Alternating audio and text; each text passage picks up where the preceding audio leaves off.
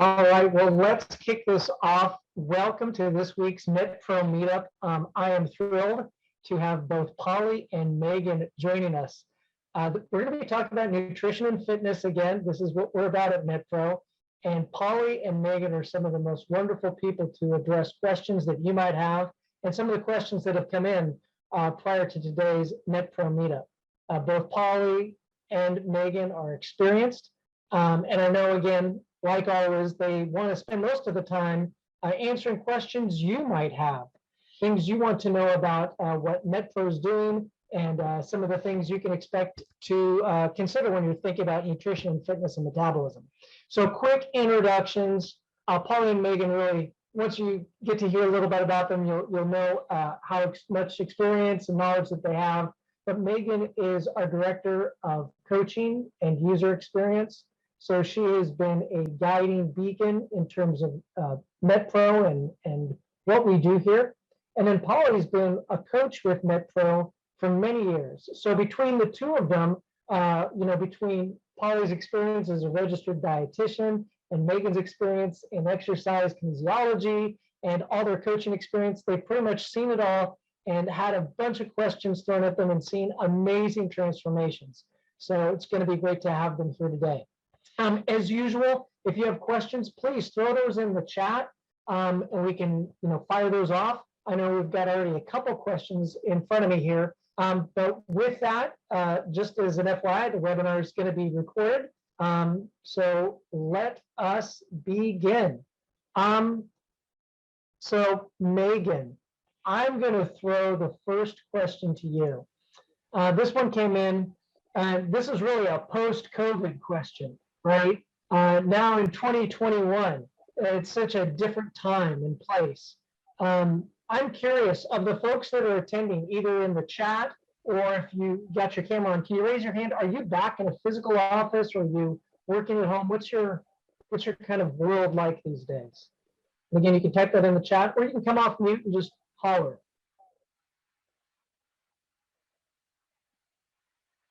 Or Morse code works. Back in the office. Back in the office. All right, back in the office and the gym. That's nice. 95% at home. Yeah. Super. Yeah, it's a blend. It's interesting watching the news, watching some of the trends in fitness and nutrition, what is going on, how people are trying to adapt and change. It's definitely a factor. So Megan, this question, then back to you. Now that I'm back to the office 3 days a week, so kind of that partial state, I'm trying to build a good routine for meal prep and exercise. How might you suggest I go about that? And, particularly funny, this question, right? Routine seems to be a challenge, whether it was post-COVID, pre-COVID, in the middle of COVID, routine is such the challenge. So so somebody just chimed in that they're in the office 3 days a week, so definitely resonated with that other question. What kind of guidance recommendations do you have for that? Yeah, awesome. Okay, so routine, whatever that might be, right? I have a newborn at home, so I don't know anything about routine right now. But one thing I always suggest is keep your meals simple, right? So the days that you're commuting to the office, know your days, number one. Number two, if you can get your meals prepped ahead of time, and I'm sure you all hear this from your coaches, or you would hear it from your coaches, make sure you're doing your meal prep ahead of time. And this doesn't have to look cumbersome, right? Meal prep gets such a bad rap. It doesn't have to be something that's long and cumbersome, right? You could think of it as, okay, I'm in the office Tuesday, Wednesday, Thursday. I'm going to make dinner on Monday night for the family, and I'm going to make sure that I have enough of that dinner to hold me through my lunches Tuesday, Wednesday, Thursday. Package that up, stick it in the fridge. The other thing, your snacks, keep them really simple. Sometimes we overdo these, right? We've got 3 or 4 macronutrients in there. Keep it simple. A piece of fruit with a peel, an ounce of nuts, some turkey jerky if needed. Make sure you keep that sugar low. But those sorts of things also can sit at your desk. And so if you don't want to carry snacks back and forth, leave them at your desk. Those non-perishable food items. The Justin's nut butter packets can be really helpful for those sorts of things. So that kind of will keep you in your routine. Make sure you've got your breakfast on point, which I'm sure, getting out the door with a breakfast can be a challenge. Maybe you have 2 different kinds of breakfast, right? You've got your your Monday, Friday breakfast for at home, and then you've got your Tuesday, Wednesday, Thursday breakfast for your rush out the door, right? So that you just have a game plan and that doesn't come up and surprise you each week, right? That can really be helpful as far as on the meal prep side of things, or nutritionally. Then when it comes to exercise, I don't know if this person might be getting kids out the door or what have you, but I always suggest if you're aiming for, say, 5 to 6 days of exercise, try to get those in Monday through Friday. Use your weekend as makeup days, right? Now, that might not be possible on your Tuesday, Wednesday, Thursdays if you're getting to the office, but I would say try to do it first thing in the morning if you're able, right? If you're not, that's okay. You can do it later at night, but I find that clients can struggle with that a little bit more when they try to put it at the end of their day, especially when things are chaotic with the family and all the different moving parts at the end of the day. So exercise can be a little bit trickier. Maybe you swing by the gym on your way home. That could be a strategy, right? Or if on your way into work. But definitely try to get that in, and then use the weekend as makeups, because that's going to be about the time that you're just feeling tired and exhausted and you want to put your feet up. So that's kind of what I would say for both of those sort of quote unquote routine. Yeah, that's great, Megan. When you described that, it reminded me there's a book out that's come out recently called Atomic Habits, and maybe some of you have read that.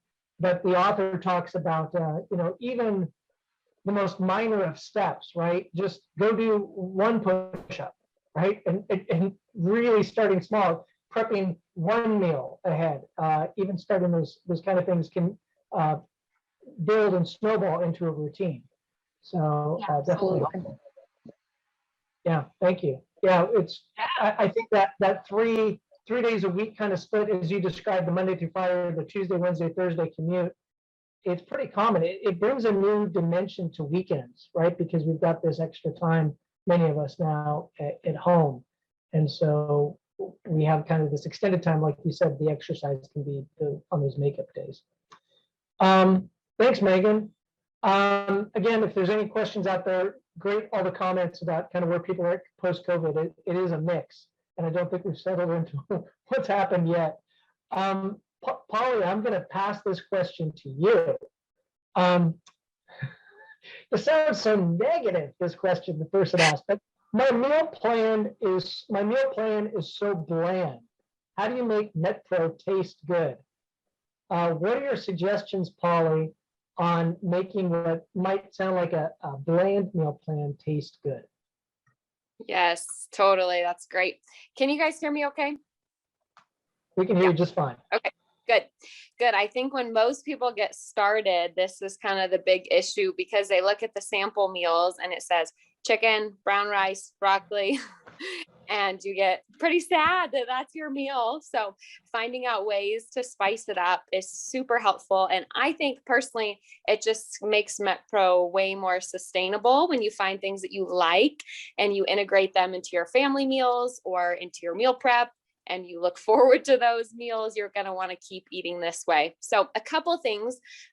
First, on the topic of sugar, a lot of people come in and they say things aren't sweet. They don't taste sweet enough. And first off, it's once you get some of that processed sugar out of there, which isn't like one day, it's usually like a couple weeks, your cravings for those sugars die down, and natural sweetness is like candy. So some people will be like, oh my gosh, sweet potatoes are delicious now. I had no idea. So your taste buds get in tune with things that just taste a lot sweeter naturally. And other ways you can kind of integrate in some of those sweets is saving one of your meal carbs and using that for some of the sweeter fruits in the app that you could have as your dessert, right? Save that after your meal. So like applesauce or berries, or if you have bananas or pineapple in your meal plan, kind of integrate those into oatmeal or smoothies or something to give it that sweetness. And then flavor, that's another big one. We have that 40 calorie or less rule. If you guys don't remember, if it's 40 calories or less, you can use it for free. And that's just a way to spice it up, make things interesting. So there's so many products now. You can go into your grocery store and just kind of look at the back label, make sure you're looking at the portion of that. Usually it's like a couple tablespoons, so you don't want to overdose on that. But a couple brands I like, Primal Kitchen has some really good sauces like barbecue and buffalo and teriyaki that are like 40 calories.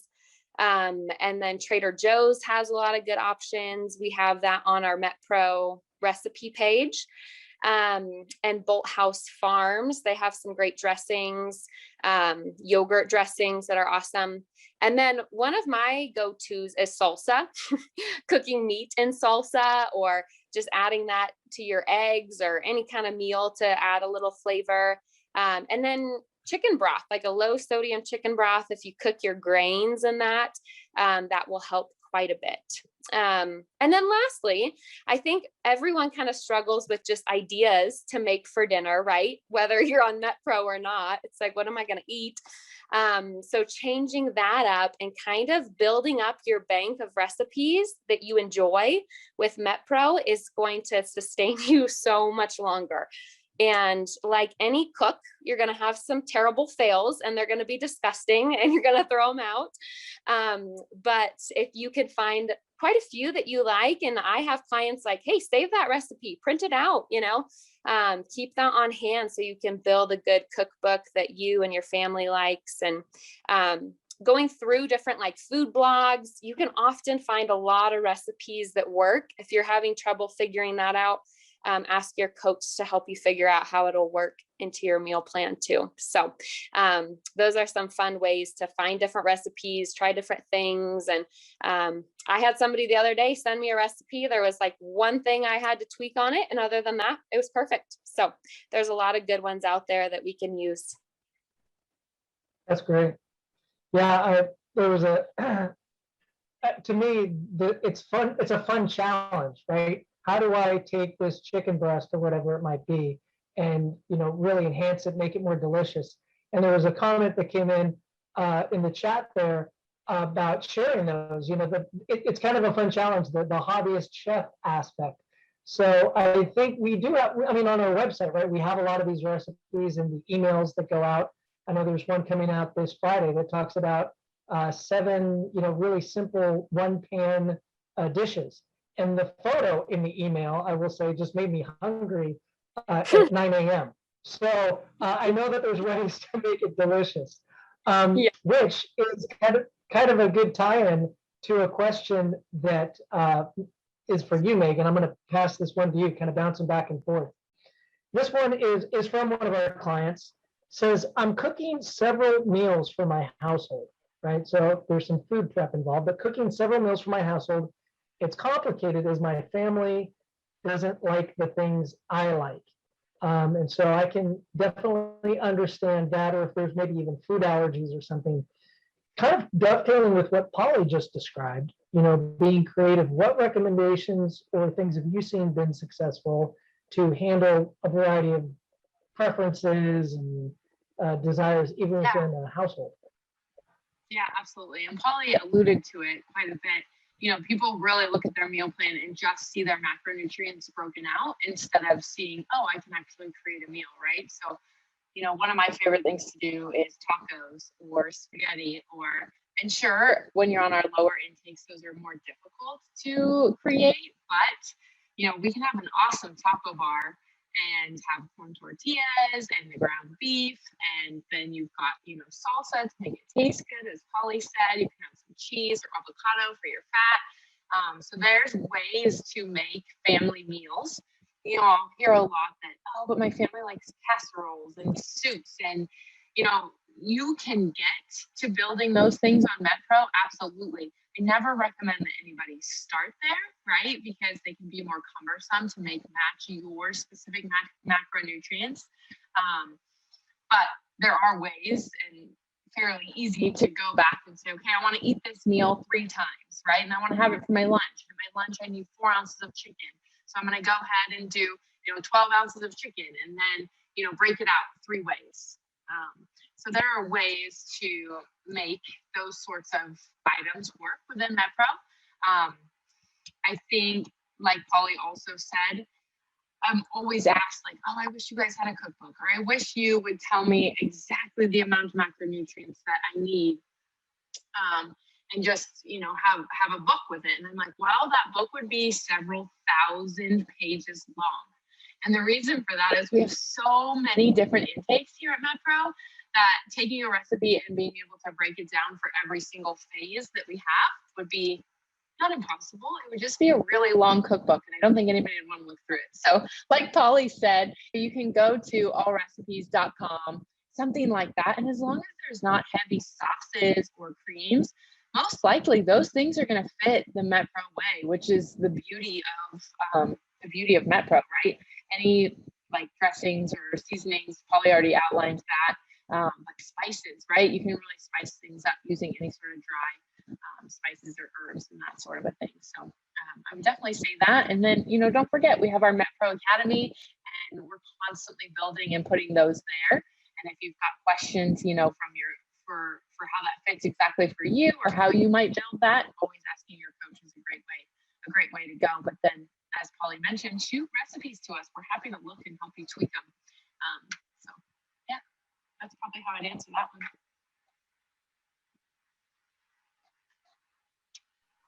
Wonderful. Yeah, thank you. I'm going to, Megan, you mentioned the MetPro Academy. I'm just going to share that link here in the chat, just in case that's not in, everybody's got that bookmarked. But that's available for anybody, the MetPro Academy, and there's recipes in there. So I want to make sure that everyone's got that there in the chat. Well, we've been kind of centering on the meals, you know, and the nutrition in 2021, and some good guiding principles. I had a question here. This is going back to you, Polly, and this is, you know, ties in with both nutrition and exercise. But, you know, somebody might not be 100% adherent. Maybe, you know, they don't always do the meal prep. They aren't always making it to the gym or doing those home exercises like they should. Being 100% might not seem realistic, right? Turns out at the end of the day, we're fallible human beings. The question then would be, what does somebody need to do to lose weight using MetPro? What are some guiding principles or thoughts you have on that? Yes, good one. This is very, very individualized to different people. I think Angelo touched on that a little bit the first week that we had these meetups. It kind of depends on, you know, your body type, what you've been coming from, eating, and all of those types of factors are going to play into it. But we do not expect 100%. We don't think you guys are robots, nor are we. So we're not going to make you do that either. Of course, you know, in our dream world, we'd get 100% adherence and get to see exactly how your body responds and get to see the progress with that. But that's just not real life. So especially as we're re-entering a little bit post-COVID, it's still out there, but people are starting to go to social events and that sort of thing. And we want to find ways. This is a lifestyle. So we have to figure out how to make it realistic. So I would say in general, shooting between 80 to 90% adherence. If we can hang between that zone, we're going to see some great results. And there's going to be better and worse times to have those cheats or go off plan and that sort of thing. You guys, if you are currently doing MetPro, I'm sure you've heard from your coach on the lower intake, this is not the time to cheat. Save it for when we have you on a higher intake and that sort of thing. So there's definitely some strategies there. But the danger kind of comes when people go, oh yeah, I can be more loose with this. And yes, every so often you can, but when that adds up to 3 times a week, 4 times a week, 5 times a week, right? It's going to be really hard to get to your goals. And I would say that can happen quite often as we're increasing carbs, right? People maybe feel like they can be a little bit more free with how many extras they're adding in because they're like, well, my coach is giving me more carbs, so I can have an extra beer or whatever it might be. And those things, of course, are going to compound. So one every so often, kind of keeping that 80 to 90% is going to be that sweet spot. And then really wanting to kind of hone in on making sure you're not getting too loose as you're going along with the Up Adjust or with MetPro in general. Sometimes people are like, okay, I know what I'm doing. And then they just get a little bit off, they get a little more points in there, and their progress can stall. So wanting to make sure we're holding the balance between those two things. Super. I posted a question out there in the chat, and I'll just reiterate. I'm curious for the group here. These days, some of you are, working at home more, working less at home. How is it for exercising? Is it more in the gym these days? Gyms are opening back up, or is it still working out at home, or are you hiking a mountain every day? What's kind of about half and half? Yeah. Thank you. Oh, this is great. Yeah. And if you can see that in the chat. Yeah, it's interesting. I have talked to gym owners and people that are power lifters or in just different areas of the sports. And, people that had gym memberships, they invested in home equipment, that type of thing, to keep their routine up. Yeah, it's going to be an interesting time for gyms here in 2021 as they've had to buffer some serious storms. Megan, I'm going to shoot back to you with a question. And this kind of goes back to a comment that was made earlier, just in terms of, food production and, COVID practices and, thinking of people that, are still more because, perhaps they're not vaccinated or they're in immunocompromised positions or they have concerns. Do you have any recommendations about food prep or anything to that effect for people to be mindful of that as they kind of try to work the food prep into their routine? Yeah, I saw that question on, being able to eat at work, and sometimes that's not feasible, right? So people who sit at a desk, you can just kind of, your alarm goes off, it's time to eat, you just grab it, right? I have currently, actually, I've got 2 neurosurgeons that I'm working with, and sometimes their surgeries just can go hours upon hours upon hours. And how do you deal with that, right? Or if in this case you were somebody who's working in a food production facility and it's like, hey, I can't have food out with me because I have my mask on and my hair and my gloves, right? We all get some kind of break, right? And this is kind of crazy. I have this neurosurgeon who he'll literally, if he's going on like 5 hours on a surgery, which is overtime, right, on when we want him to eat, but he knows it's going to be a while longer, he'll literally scrub out, throw an applesauce pouch in his mouth and a handful of almonds and head back and scrub back in and go in. And he does for 2 reasons. One, just mental acuity for him. He knows he needs to eat. And so I'd say same thing with the food production, right? You've got to have some sort of a break. And so if you've got a lunch and then you've got 2, 10-minute breaks, make sure your snacks line up with that amount of time that you've got, right? If you have a really short window, don't try to, eat 2 hard-boiled eggs and then, half a cup of cottage cheese along with having to peel your orange. Do things that are really simple and can be really, really quick, right? That way you can just grab it from your locker or wherever you keep it. Maybe you're headed to the restroom and it's like, quick, get it in. Okay, get the rest when I'm finished, and then, get back on the floor. So I would say keep things simple, but make sure you know where you're headed so that you're using those breaks and that lunchtime really wisely. And try not to go too long without eating, right? You should have a break at least once every 5 hours. That's what I tell my neurosurgeon. He's like, you're so right. And he just got in the groove of scrubbing in and out. So, those meals are important, you guys. To dovetail in that with, it's not just in the workplace, right? It's at home where it's a different type of environment, and we can be, depending on the nature of the work, in the zone, right, or focused. Certainly not doing surgeries at home, but maybe for people that are doing, finance or, some kind of heads down, highly focused work, it's Yeah, taking those breaks is just as necessary.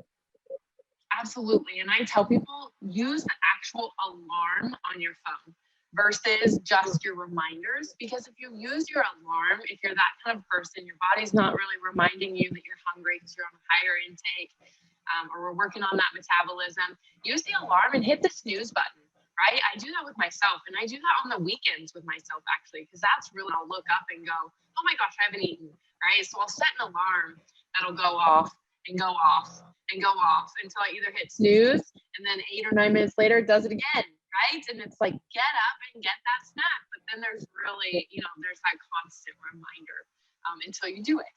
So. Right. Good advice.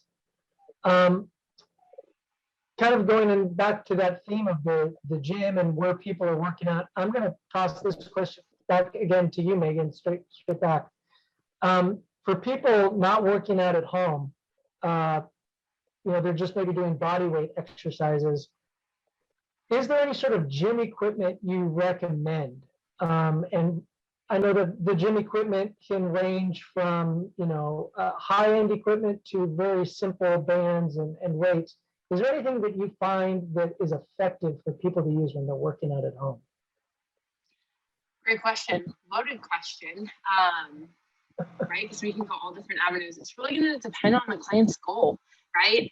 And if you're trying to kind of create your home gym, I've had clients over this last year who have done it all, right? I have a client who just went for it and he got a Peloton treadmill, Peloton bike. Then he also added a tonal to his system, which is super fun, but like, whoo, you're spending some money on that, right? And so he never intends to go back to a gym ever again. He's like, why do I need to, right? And for him, we needed all facets of different things because we're working on a muscle building cycle, right?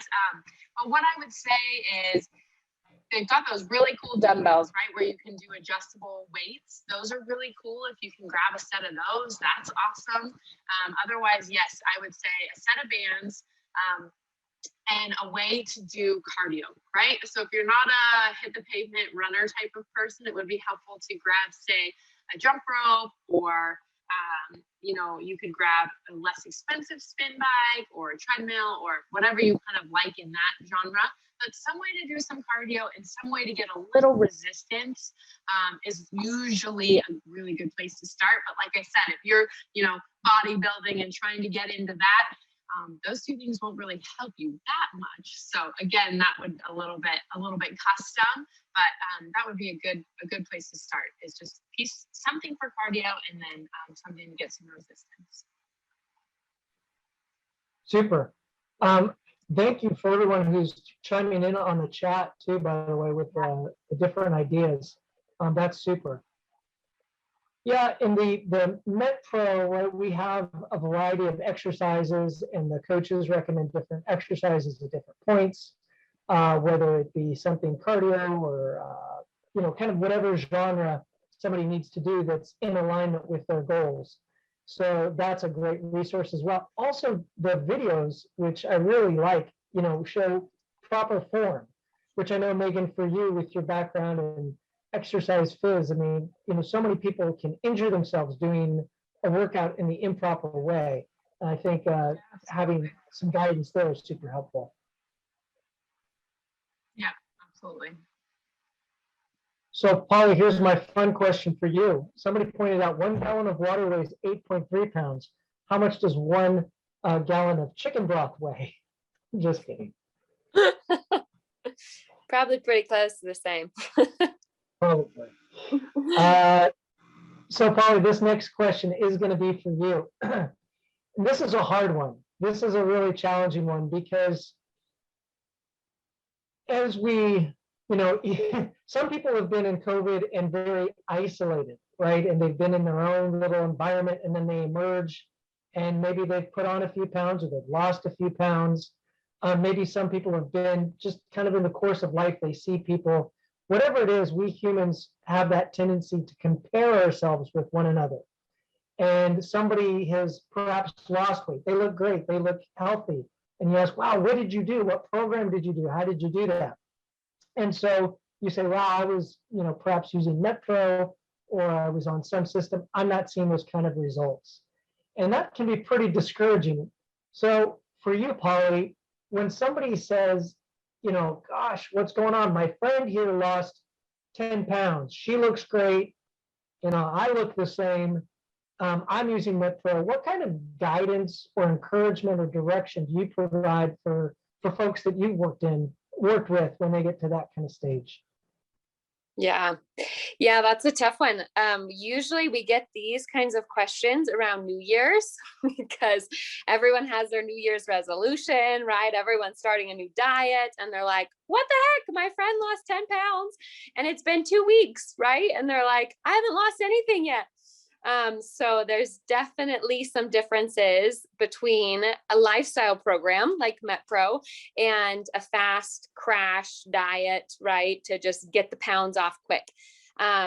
But there's a lot of problems with that too, right? I don't know if you've seen your friends after that month, when they come back and they've put on the weight plus some. So a lot of programs out there that kind of promise or guarantee that quick weight loss is reducing carbohydrates and calories to just extremely low numbers. And, 1 gram of carbs will hold 3 grams of water in your body. So of course, when you take out those carbs, the water is going to fall off. So a lot of it's water. But then of course, they're going to lose plenty of weight when you're restricting their calories to, sub 1,000 each day.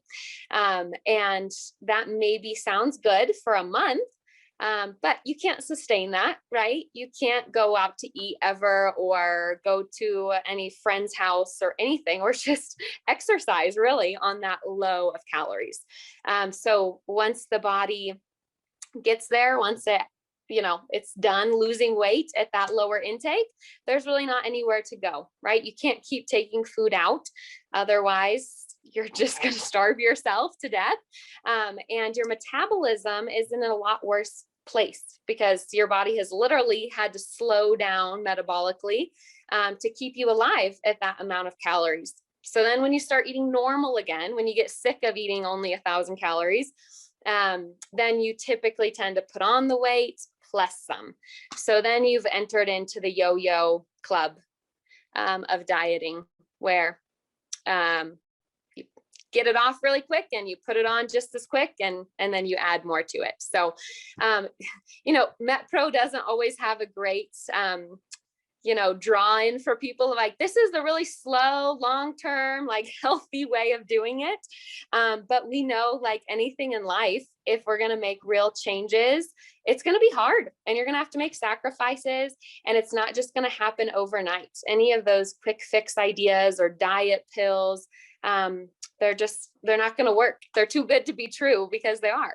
And so changing your perspective on food, changing your behaviors, finding foods that you like to eat, those things are going to take time. And I know it can get discouraging for people, but it's like, you've been living one way your whole life. It's not going to change overnight that you're going to have this whole new perspective on food or all new foods in your house. It's going to be a slow build to that. And then getting to see the fruit of that is exciting. If you hang in there, then it's fun to see, hey, my friend is now 10 pounds heavier and I'm down 20 pounds or whatever it might be. That will kind of win out in the end. Yeah, that's great. The MetPro approach really is more strategic, right? It's more comprehensive, like you said. It's thinking about behaviors and food, and viewing that in a different way. And if somebody's been going to a fast food place, at the end of every workday, that is a behavioral change. It's a hard thing to change, right? And getting unhealthy snacks. I was just at the grocery store, and just for fun, and we know this, right? But sugar gets added to so many foods. I just did a quick scan, and it was just amazing, astounding where sugar is found in everything. So to forego some of those things in the foods that I might be familiar with, to then get a healthier alternative, that is behavioral change. And then behavioral change for a family who has to adapt. It is a more long-term strategy as opposed to just a quick fix. That's great. I'd like to throw a question back out to you, Megan. I'll start with you. You've worked with so many clients over the years, and Polly, I'm going to ask you the same question so you can get ready for this one. You've worked with so many clients over the years and seen so many success stories, so many people that have had remarkable transformations. And some of those are like on our YouTube channel, right? We see different men and women who had their lives changed. And I'm curious, just, from your perspective, from the coach's perspective, that can be incredibly rewarding, right? To see somebody who was struggling in a particular area, maybe it was in weight loss, and then to see them have such a remarkable change. I'd be curious for any stories that come to mind for you, ones that you're particularly thrilled about. So to you, Megan. Yeah, so just like a client success story. Yeah, and really one that resonates with you as a coach, Yeah, cool. Okay. Gosh. So the first one, I'll just go with the first one that pops into my mind. Is a gal, Susan, who she had done everything, right? She had even gone to like camp in Arizona where she lived for like 3 months. And she lost weight, but then guess what? She got home and it all went back on, right? I started working with her in 2016, and it took us about 3.5 years. No, 3 years. So late 2019, she had lost 100 pounds. She worked with me mostly through the pandemic, and then just have been circling up with her in the last couple of weeks. And she's been able to continue to keep that weight off, and she's been on her own now for about, where are we, June, about 7 months or so now, since the end of last year. And I think the big thing for her was, number one, figuring out how to eat right for her. Number two, creating strategies that worked for her. And number three, and this was in no particular order, was just the accountability, right? So many programs that people do don't have that accountability piece. And for her, that was really the ticket, right? There would be times where she'd disappear on me for like 2 or 3 months. And she'd be like, but you text me every week, or you called me and leave some message every week. And it was just what I needed to remember. Okay, you're there, you're in my court. Even though I just went through the Carl's Jr. drive-through, it's okay. And she had told me once, she's like, I'm sitting in the parking lot eating my fast food, and I just kept playing this message that you left me like a month ago. And so I'm calling you today because I need to get my act together, right? But it's different for every person. Some transformations are slower and you have to just grit it out, right? And sometimes they're quicker, and that's just what it is, right? And there's no rhyme or reason. Obviously, if somebody has a lot of weight to lose,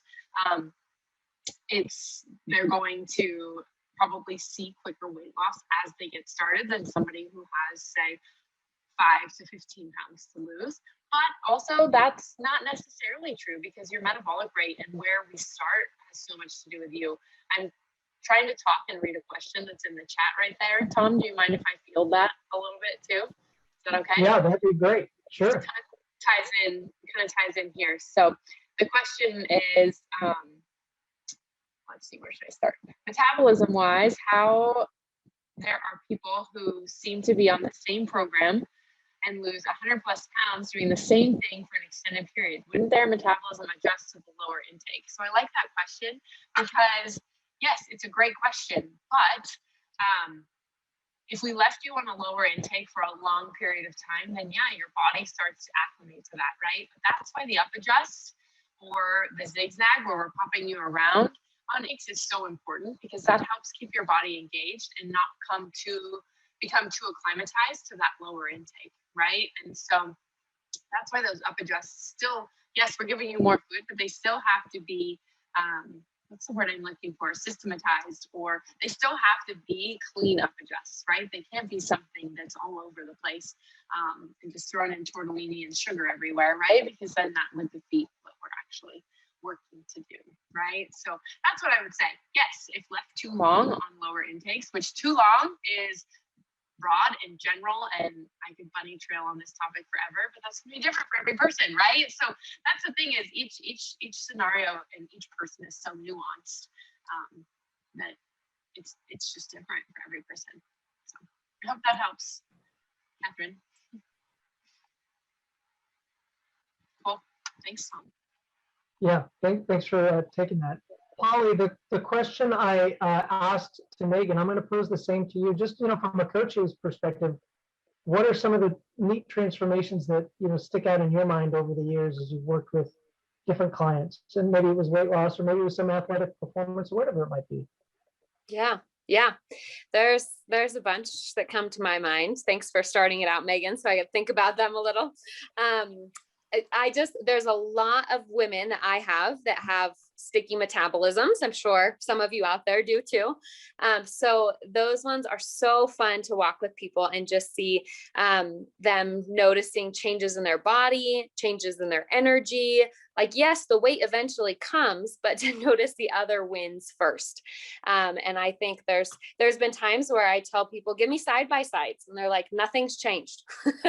I'm like, give them to me anyways. So they send them over, and it looks like they've lost 10 pounds, and maybe they've lost 1, so their body's shifting, and them being able to go, oh, I can see that, starting to change, and seeing progress in other ways than just the scale is a huge win to walk through with people, because you don't want that scale dictating your whole day, or how you feel about yourself or anything like that. So having those other wins is really fun. And then there's another guy I can think of who, he was with me and they took a little break, and then he came back, and he told me when he came back, he's like, I went to my doctor when we were together the first time, and he said, what did you do for these months?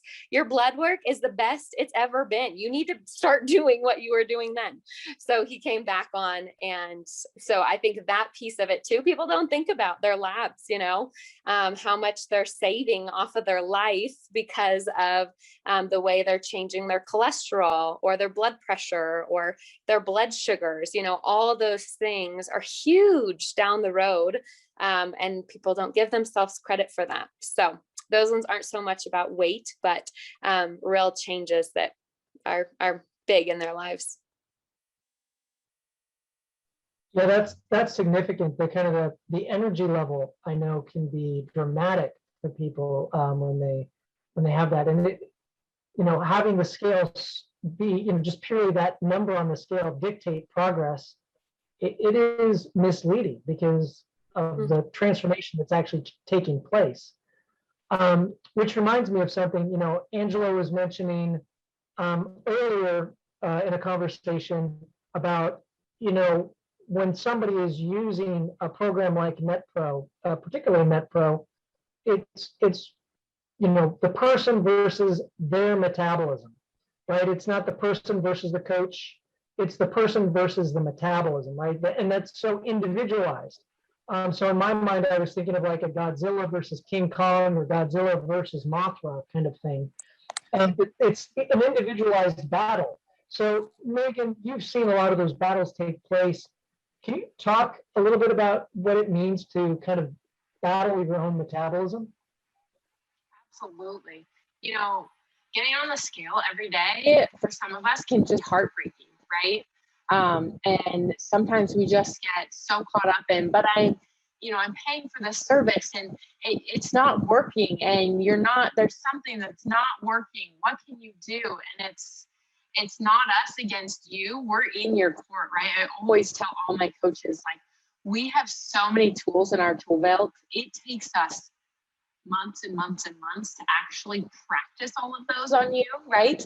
And we don't know which one we're going to pull out until we see what comes at us, right? And so when you're struggling, or if you're struggling on the scale, and I'll just say this generally, like, your coach wants to help you. They're absolutely in your court, right? So don't make it about like us versus you. Make it or us versus the scale, or you versus the scale, right? Just kind of take it in stride and recognize, like, okay, there's that number. I'm going to walk away from it. It's going to be okay. I'm going to make sure I let my coach know I'm feeling a slight bit frustrated today, but I know you're doing all you can, right?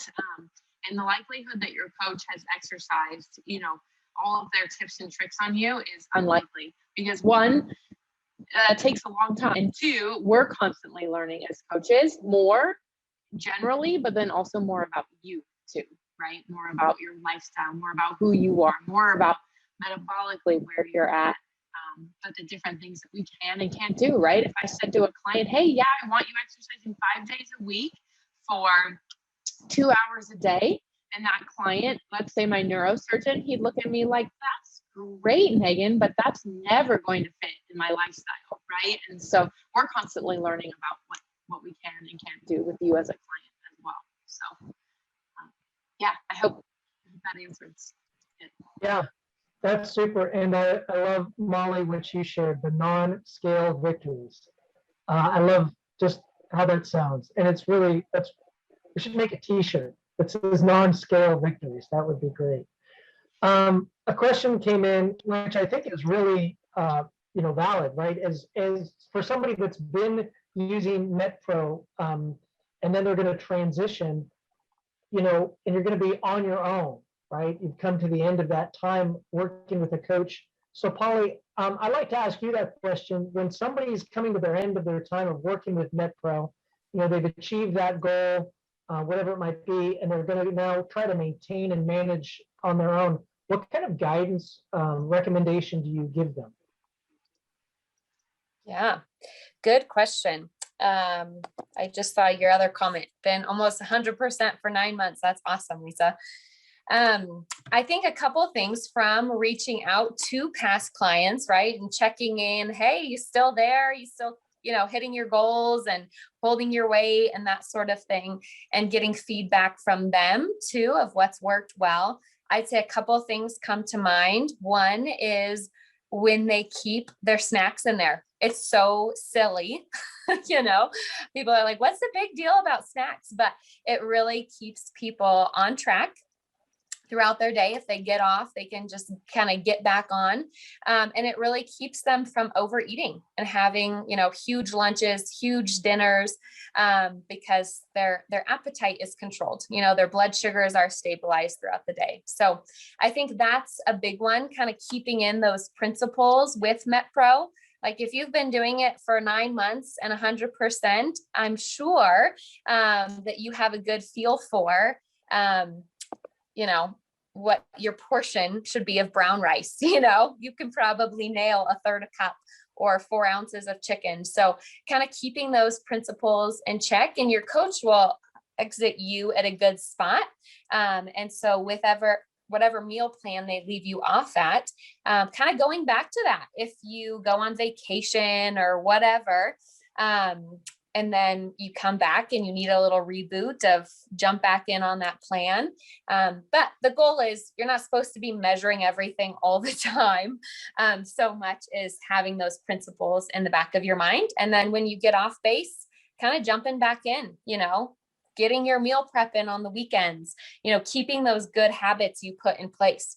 When people leave and they're like, okay, I'm having pizza and beer after this, you're like, whoa, what did you work so hard for 6, 9 a year doing to just go back to your normal diet? It's not going to work, right? You got to keep some of those good habits in there, and that sort of thing. So I think, did you have one more question? It was okay to scale down to 1 snack instead of 2.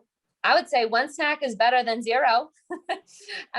Typically that afternoon is going to be really helpful. But if you can get them both in, I find that more helpful just to keep that glycemic control, have your blood sugar stable throughout the day. And maybe different days, it looks a little bit different. Weekends might look a little bit different than weekdays and that sort of thing.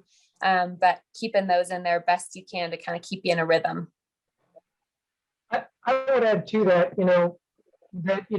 even when somebody leaves, MetPro is a program and they're going on their own, we send out emails regularly, typically weekly with, like I mentioned, there's one going out, I know Friday, with recipes and tips and inspirational stories.